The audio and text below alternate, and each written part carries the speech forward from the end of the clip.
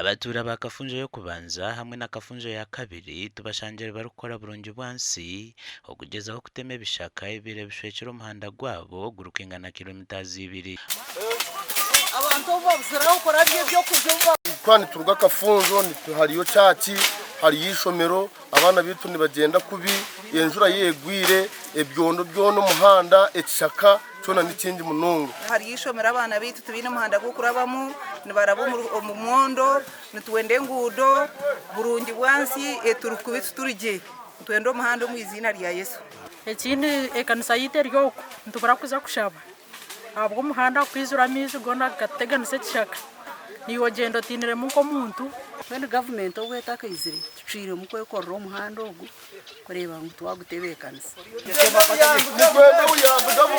abebembezi ba kafunjo zombi nibajanga hari omutura baremisa omuhanda ogu okukorwa kandi obwo nawe ari kuganyurwamu twagumire tukora konka omumbata kabitu ya kweta kwenda omuhanda kandi aho yatwore kiranga yagutire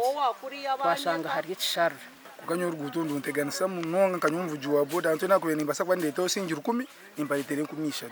Abatuura bina masikongo muhanda ogu gwakorwa nikija kuhera hantura yabo omugandi abatuura ba Kitore na Rwamparachi omugombora ya Buhimba omu district ya Kikube bayoreka kushemererwa abo barebe emotoka zatandika kuhunduza oruguuto rwabo orumazire emyaka eri kurenga 20 rurikuba munonga tikukorwa obugukorwa usisikaliraho habo kuba itakali ndikole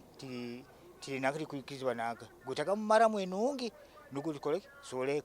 kuwano nakiri kuikizwa abantu kurabaho bayiraba kubisengereza balisa bente mulengo okurura ntingu mutungire ekichweke kindi no omuhanda nambere murara byagente nuko rugudo runo ruraba rukoze ruturukire kurungi tutakira kusiswa rundi kusisikaraho bwangu tusobole kutwazaho abebembezi nibajangwe sente zo kukora engutezi zikachendezwa kandi zitwere niteganisa emirimo yabo mwaka guno bakatwa milioni 6 hate milioni 6 ezo nituongeraho akapasenti kamu kuruga hadegi niko tutopinga ha road fund niko tusobora ko twakora engude ezo eibire zitugambireho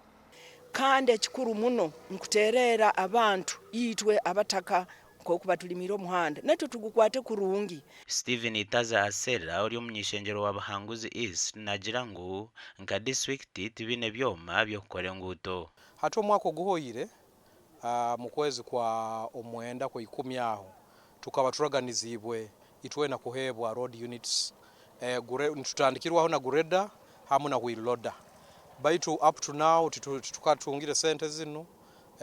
tukatungire byoma bino enguuto nyamwingi omu district ya Kikube zikasisikara mu bwire bw'enjura habwa TV West and Fire Can Ambrose Nwagaba Katoto.